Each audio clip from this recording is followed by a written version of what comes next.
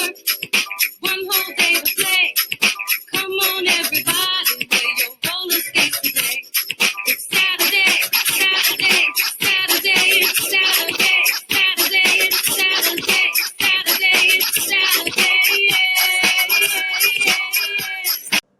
Hello, friends, and welcome to another episode of Career Exploration Saturday. I'm your host, Ebony Tyler. I have real conversations with real people about real jobs. So this week, I want to give a big shout out to my sister cousin Dina for reintroducing me to Trey Maxie, this week's guest.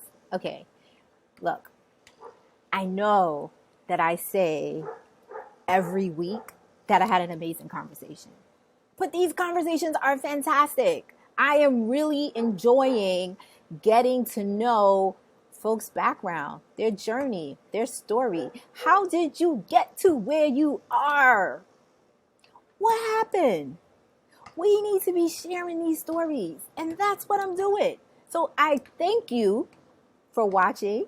I know sometimes they're a little long, but I thank you for watching because we are really onto something with sharing our career stories.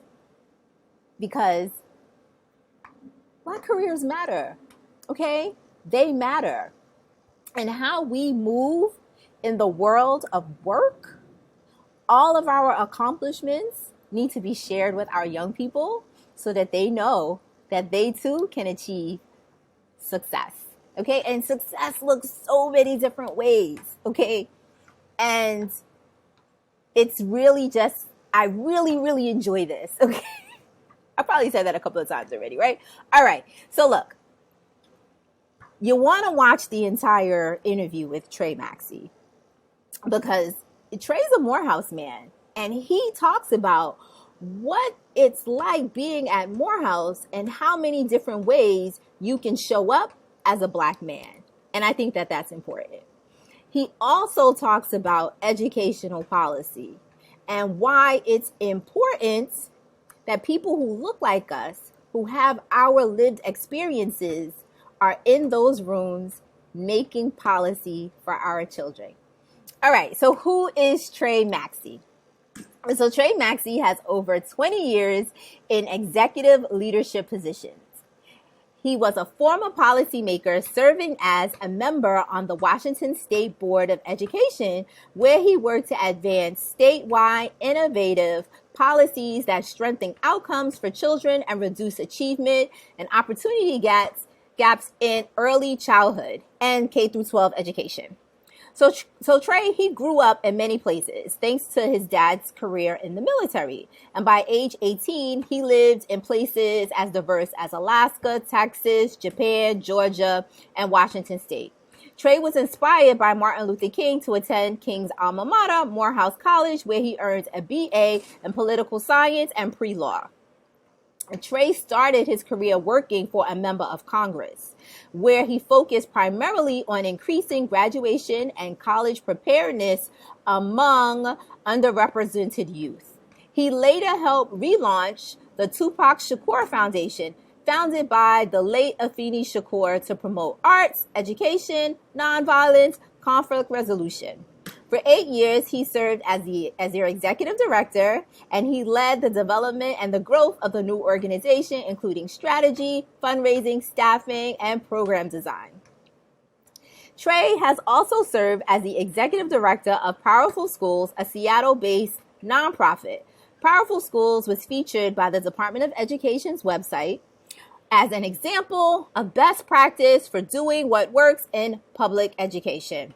Working in both government and social sector, Trey is passionate about changing the world through policy changes and action on the ground. Trey served as the Chief Director Assessor in the King County Department of Assessments, and he also served as the Division Director for Youth and Engagement Programs at the Aspen Institute. His current role, he is the Director of External Engagement for the Council of Professional Recognition. The council annually awards nearly 50,000 Child Development Associate credentials to early childhood educators in all 50 states, territories, and internationally. So in addition to his degree from Morehouse College, he has earned a certificate in creating business strategy from Columbia University Extension School in Tokyo. He earned a certificate from the Executive Leadership Institute at the Evans School of Public Affairs at the University of Washington, and is a graduate of the 2011 class of Leadership Tomorrow Seattle. Trey is recognized as a certified credentialing specialist by the Institute for Credentialing Excellence. He enjoys urban architecture, documentaries, and international travel. He collects images of city skylines and has traveled to over 200 cities across 5 continents. All right, listen, let's jump right in.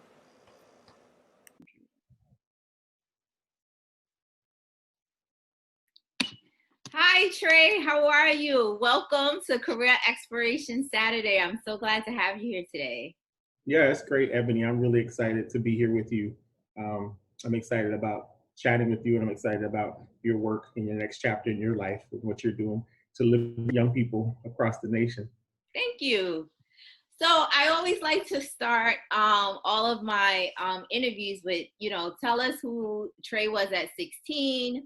But looking at your bio, you've lived in many different countries and you lived all over. So where were you living at 16? And what was it like, studying abroad? So my father was in the military. He was drafted right after he graduated from high school. He and my mother met in the 11th grade. And then they graduated, and he got that god-awful letter in the mail, and she didn't know she'd ever see him again, but he made it back, thank God. And then they started a family, and I was the third of 3.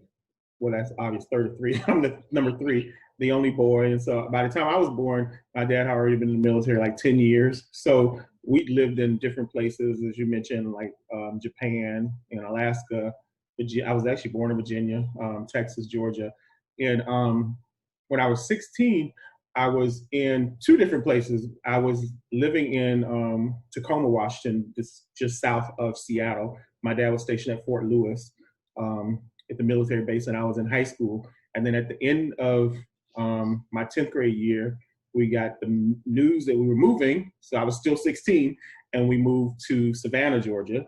And I finished the last 2 years of high school in Savannah. I knew no one in Savannah, so it was pretty interesting moving to a place where the military base was small. So most of the people in my high school knew each other since elementary school. So it was very, very weird.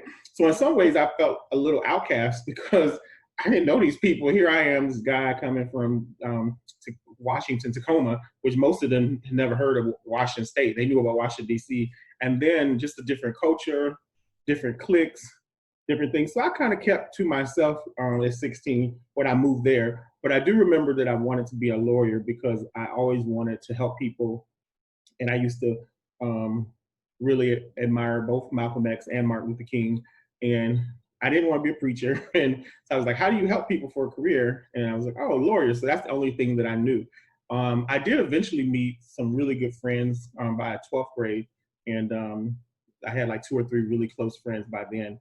And but it was really sort of isolating because here you come at the beginning of your 11th grade year, and these people have had relationships like 15 years. So I just did a lot of reading, a lot. I was working at part-time at a drugstore, a pharmacy, and my mom, of course, had us involved in church. I got a car at around 17, which was kind of cool. It was my Nissan Sentra, which was that kind of perked up. Once I got that, then they kind of like, oh, who is this guy? When I got that. So yeah, I think that's what I remember about 16 is wanting to be an attorney because I wanted to help people. I knew nothing about nonprofit. I never heard the term executive director. I knew nothing about that. I just only saw on TV that attorneys help people. So, looking at your background, you went to Morehouse and you studied political science. Can you tell us a little bit about your experience at Morehouse? Because, we love the HBCU. Yeah, Morehouse was great. I initially, so it's interesting, when I was living in Washington State before we moved, I wanted to go to the University of Washington, and this big, beautiful campus. And I was just like, oh, we visited it, and I was like, oh, this is where I want to go. I wasn't thinking about HBCUs, although we had a few people who graduated, like Prairie View in my family, and a few other HBCUs, primarily Prairie View, but never Spelman or Morehouse. So that wasn't really in my mind, but I knew Martin Luther King went there. But when I moved to Georgia, Savannah, the culture there was so, I'd never lived in the Deep South. And the culture there for me was so jarring in just how overt racism was and how overt people looked at me. And I mean, it was really like going back to the 60s, of this image I have with John Lewis there is an honor to him and his work. But so then I came like, you know what? It was around the same time that Malcolm X came out. And so I started wearing my my African jewelry, and I was like, forget this. I can't do this. And thank God my mom had always kind of put Morehouse in my brain. So going to Morehouse for me was a first, because I'm the first to graduate on my dad's side in my generation from college. So it's not like I had my sisters went to college, but it's not like I knew exactly what to follow, but I had advisors and people to help me. But going to Morehouse was like absolutely exhilarating, because it was the first time I saw Morehouse being an all-black male school, Spelman right next to us being all-black female. Of course, we have Clark Atlanta mixed. And it was the first time, especially at Morehouse, that I saw all black men from different backgrounds, from New York, from Ghana, from California, from Canada, from all over, with different styles, all pursuing education and all celebrating intelligence and not ashamed to be intelligent. Whereas in school, sometimes as a black guy, you know, you're trying to fit in, so you kind of play down your intelligence sometimes, and you want to fit. And I never had a black male teacher except in physical education and administration until I got to Morehouse. Wow. So, it was very, very, very fulfilling, and a sense of, once I got there and saw Martin Luther King and other prominent folks that went there, there's a sense of responsibility and the sense of responsibility that you have to really live up to and push yourself. So it was just what I needed at that time.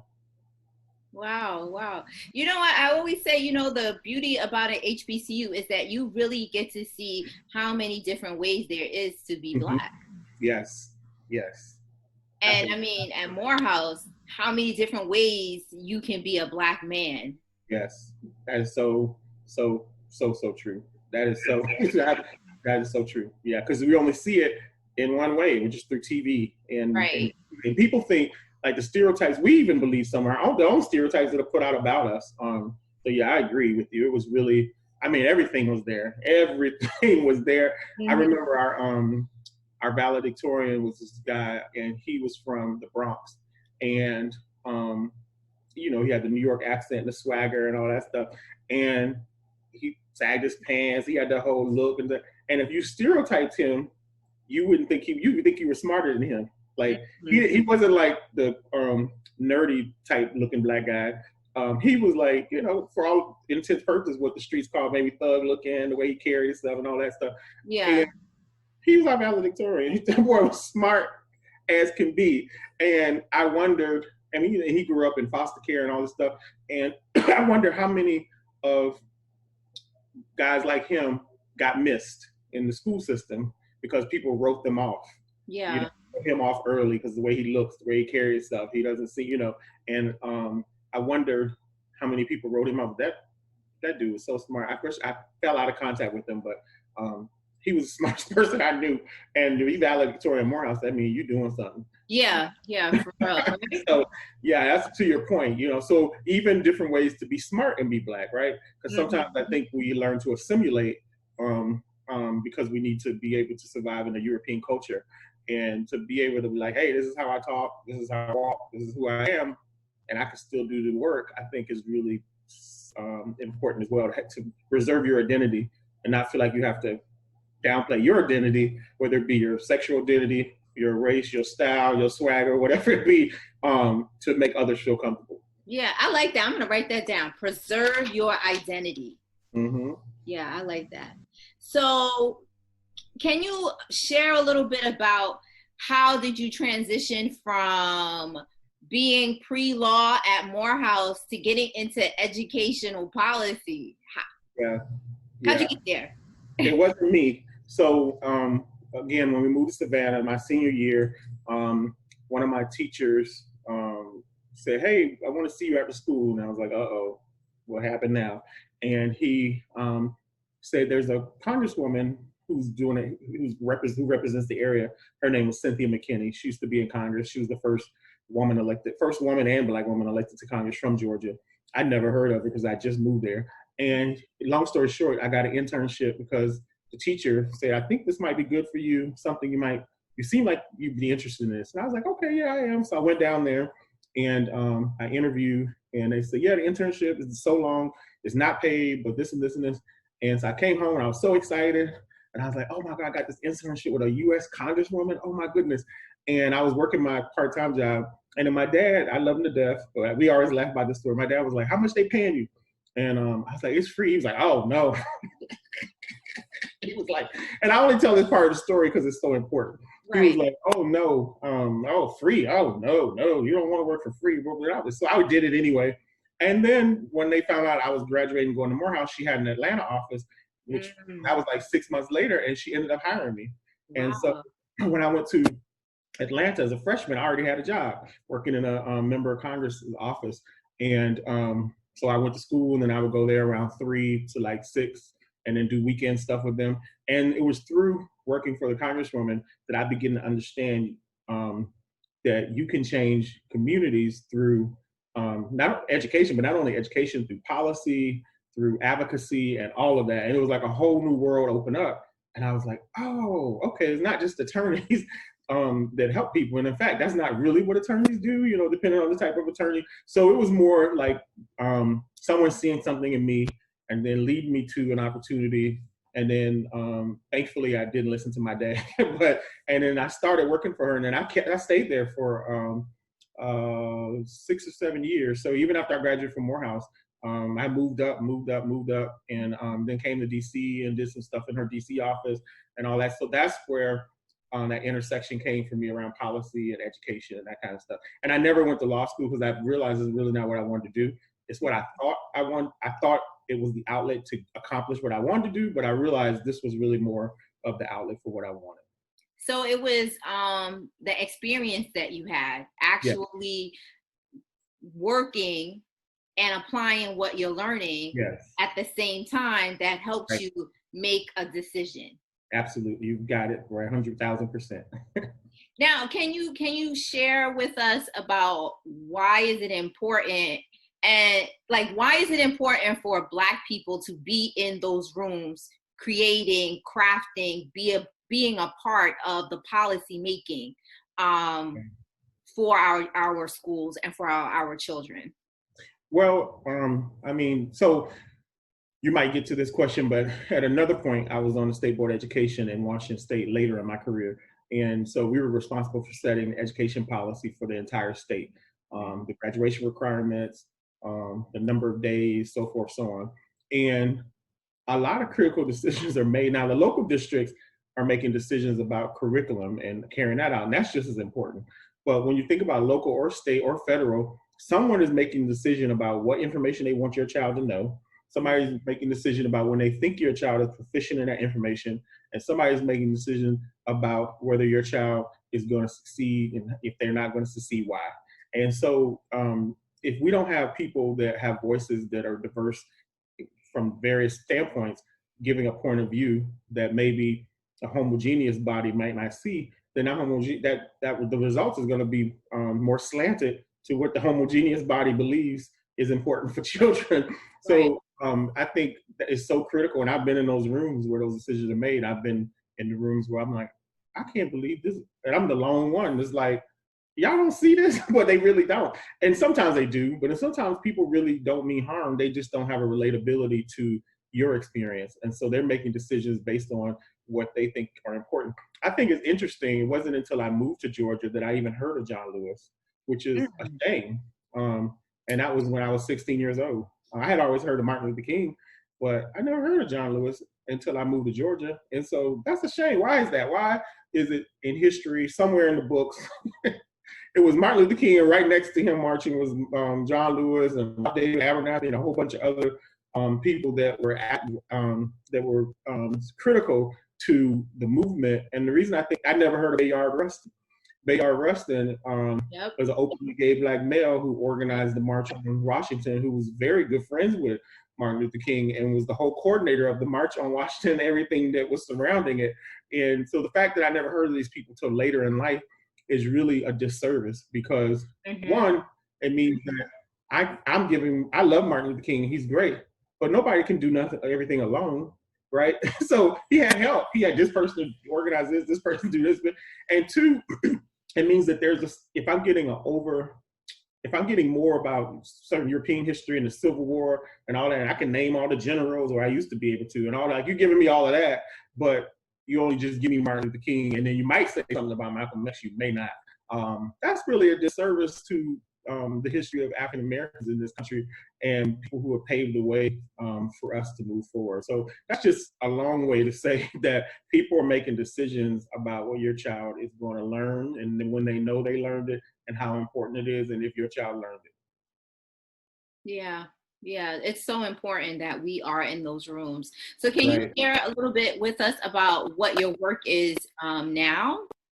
Yeah, so I'm working in the credentialing world, which this is another, so my life has been sort of where I have a plan, but what I tell people is I leave flexibility for life to guide me somewhere. So I didn't know I was moving back to DC. I was living in Seattle and perfectly fine and happy. And sometimes things will come your way, and you have to sort of evaluate it and see, okay, what's happening? And you get sort of this feeling like maybe you felt like when you're starting this effort, Liberated Success, something was in there, right? And it's something, and you're following it. So what I'm doing now is I work for an organization that credentials educators. So in the United States, in Egypt, UAE, China, Panama, and Puerto Rico, there's a credential called the Child Development Associate. And for teachers working with 0 to 5-year-olds, they're required to have it in many places. And so we actually credential them. So we set the requirements, the standards, so forth, so on. And you have to get so much education experience. And it's been around for 45 years. And it's kind of funny because my mom was an early educated teacher. She had my mom had a home child care center. And I never drew associated with anything with early childhood because that just wasn't my thing. I prefer younger, like 16 to 24, but I'm not working directly with students. Now I'm working on the credentialing side, and it's actually teaching me a lot about a new area. So I'm a director of external engagement. So I'm responsible you can earn our credentialing in high school as well. So I'm responsible for working with school districts, working with colleges, working with our international partners. In fact, I just came back from Egypt in November, which was amazing. We got partners there. Also, I work with the government on policy and things. So it's a nice sort of bridge of all the things I like. Policy, I like education, I like international, and then it's new. So I was like, wow. When it dawned on me, I was like, oh, this is bringing together things I like in one potpourri box and giving me a new experience that I haven't had, but I'm interested in. So that's what I do in Washington. Okay. Now I see that you lead a lot of work. Like you've led organizations. Now, when you're leading organizations, and then how do you decide like what do you want your impact to be, and then how do you decide to leave? Because you said you're flexible, you let life happen, but how do you step away from the work to go and lead another organization as well? There's a level of faith and trust that it takes to leave a job if you're not being asked to leave, if you're leaving on your own. So there's a level of there's a level of ambition that I think I have. I have a level of ambition. I'm sure I get nervous, scared, but I have friends, I have people, mentors, I have people that I can talk to. So when I was the executive director of a couple of organizations, that's really just a CEO of a nonprofit. So you don't get paid like a CEO, but you're a CEO. So you have the same function. You report to a board, and you work with your staff and all that stuff. And it was a really great experience doing that. I might do it again someday. I think leading organizations, the critical thing is to really make sure that you have the right input from different people and you have a diverse group of people, because it's easy to hire people that you like and that people that think like you and seem like you. So I think it's really important to look at your hiring practices and things and make sure the diversity is represented in a lot of different ways. Also, diversity of thought. And somebody might have diversity of race or gender or sexual identity, so forth, but we all kind of got the same personality, so it's like we good. And diversity of thought is really good. You need someone or someone's to really say, I don't see it that way, or I think differently about that. I think having a clear vision, clear goals, but being adaptable to the world. So let me give you an example with COVID. If you had goals to do, in my organization as director, I manage a staff of about 18 now. So we had a goal to do a tour this year to celebrate our 45th anniversary. We were going to like 9 different cities, doing these workshops, doing all these things, visiting early child care centers, doing stuff. Well, guess who hit? COVID. So that all got stopped. So we had to regroup. You have to regroup. And now we're doing different things, virtual breakouts, different things, using technology, different way of engaging things. So what I mean by that is, it might not be as drastic as COVID, but you have to be adaptable. And I think not only in leading, even if you don't lead, I think everybody's a leader actually, but even if you're not in the top position, adaptability I find is really important, especially as I get older. Mm-hmm. It's harder to change. Like I like a certain thing in my house, my glasses in a certain place that, so I think adaptability is really important too. Okay. Is there any like advice that you would give a young person who was interested in going into policy or going into education? What advice would you give them? If you're in a local area school district, look for opportunities to go to your school district, and many of them have student reps on the board. You can run for that.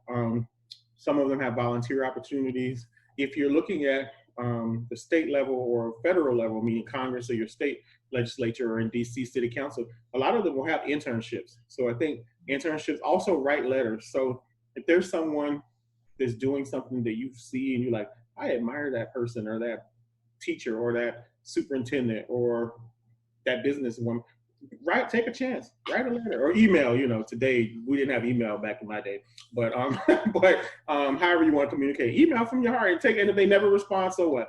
But you'll be surprised sometimes they do. The other thing is research the thing that you're interested in. Research on the Google. I wish we had that when I was. We had to go to the library. You did have to go to the library. But research, because you want to know who's the trendsetters and what you want. Whether it's, and even if it's not, happens to not be education, and maybe I'm a fashion designer, well, go research that and go research what it takes and go research who's the trend, who's doing what. Read the stories of the people that are critical influencers and you can see their path. And that's, I think those kind of things are really, really important. I think especially younger people. So when I was in high school, I didn't even know about that internship. Thank God my teacher said, you should go down there and get it. But I got it, and that turned into my first job, my first career, and it led me into this career. And so a free internship, which seemed maybe crazy, maybe out of the blue from my dad. He loves it now. He's a big fan now. But it led to me going to a whole different career trajectory. Wow, that's awesome. So, here at Liberated Success, right, we want young people to be able to make a liberated career choice, right? That they have all of the tools to be able to make that choice, so that they can be successful no matter, what it is that they choose to be. So what does career success look like for Trey? Do you consider yourself successful in your career? Yeah, that's a good question. And I think traditionally people might think of career as money and title and so forth. And sure, your income is important. You want to be able to take care of your family and yourself. Perhaps your title is important to you. But I think for me at this stage in my life, career success is knowing that I'm doing something that is making an impact in a positive way, and things that I care about. So in this case, our youngest minds, and now we know so much research about babies. We thought they were saying goo goo gaga and nothing's happening, but then research is, that's when the brain, they can learn like 4 languages by 5. It's like so much. So knowing that we're equipping teachers to have the skills to care for and teach those babies from an early age and love them on that, all that, that makes me feel good. In previous jobs when I was working with youth, the same thing, knowing that I'm doing something every day, that the output is having an impact in a positive way on society and things that I care about, that is really rewarding um, for me in terms of my career.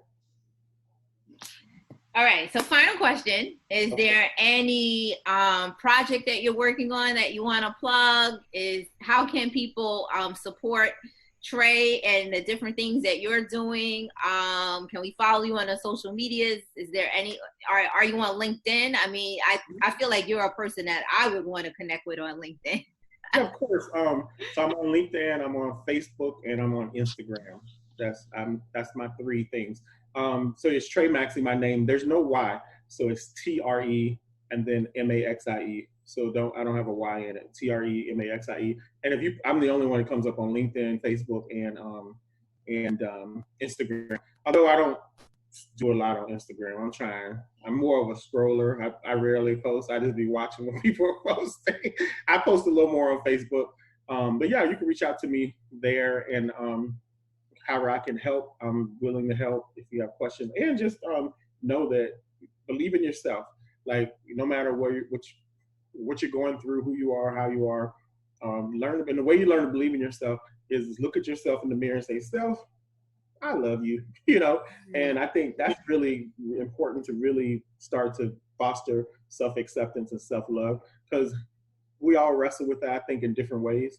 And the more you can start that at an early age, because I started it later. See, I didn't completely love myself at 16 or even 20. But the way you can start that earlier is I love myself and I love all the things about me and how I'm different. And maybe journal. How am I different than most people? Journal it. It's beautiful, and embrace it. So those are kind of things that I think no matter what you do in your career will make you extremely successful and happy. And money and titles come and go, but yourself is always there. You know what, Trey? We are going to leave it right there. Thank Okay. you so much. Thank you so much. I told you that was a good conversation with Trey.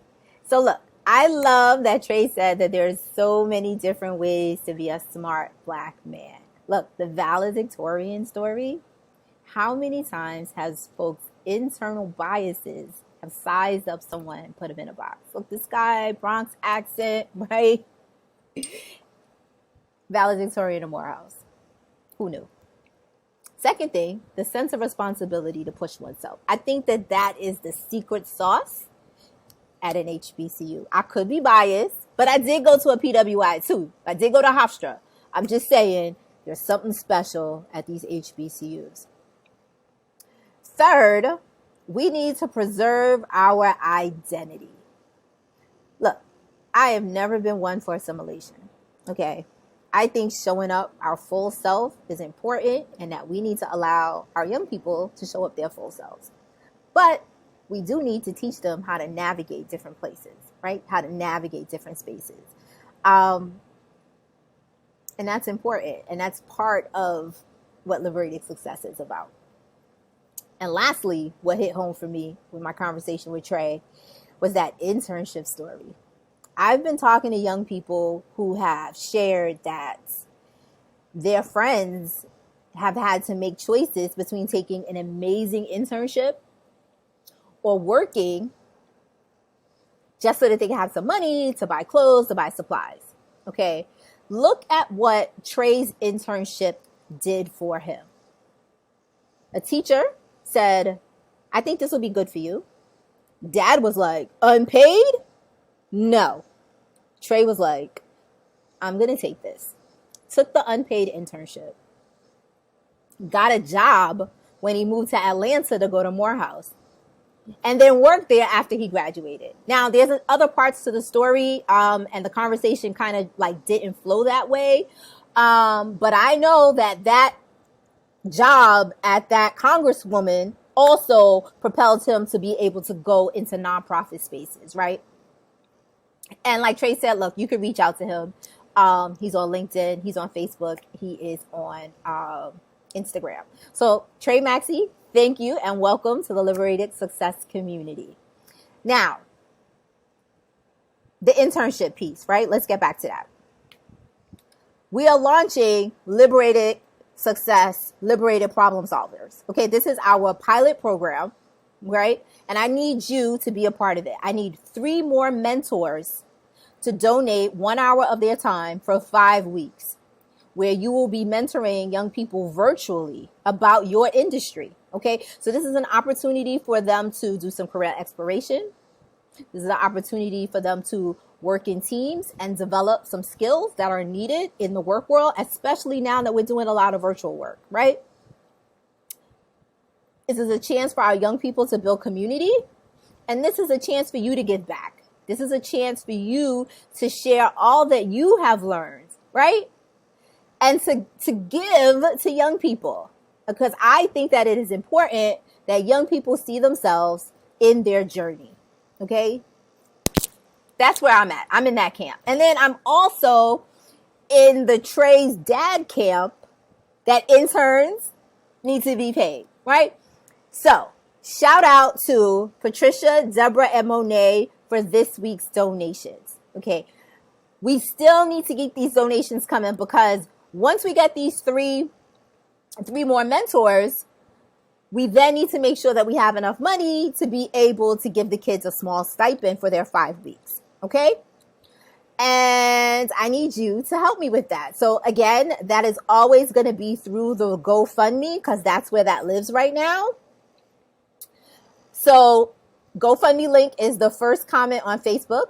It is a pinned tweet on Twitter, and it is in my Instagram bio. Now look, the TikTok challenge, it was a flop. I didn't get any submissions. I did get a text message from a young lady who did say that she makes TikTok dance videos and not TikTok skits. I didn't know. I didn't know, right? But if I had a problem solver on my team, perhaps they would have shared that information with me, okay? And side note, my sons did say that they didn't think it was a good idea, but I mean, those are my kids. Everything I do is not a good idea to them, right? So I'm going to need some outside assistance, right? And look, problem solvers. So look, pilot program, problem solvers, 3 more mentors, also need you to hit that GoFundMe. All right, people, look, you know what we got to do. We got to save ourselves. And several ways we're going to save ourselves. The first immediate save is we're going to wear the mask. We're going to wash our hands. We're going to socially distance. That's the first save. The long-term save is that we got to vote. We got to vote for Biden and Kamala. Okay? We got to vote for Joe Biden and Kamala Harris. And listen, this is historic.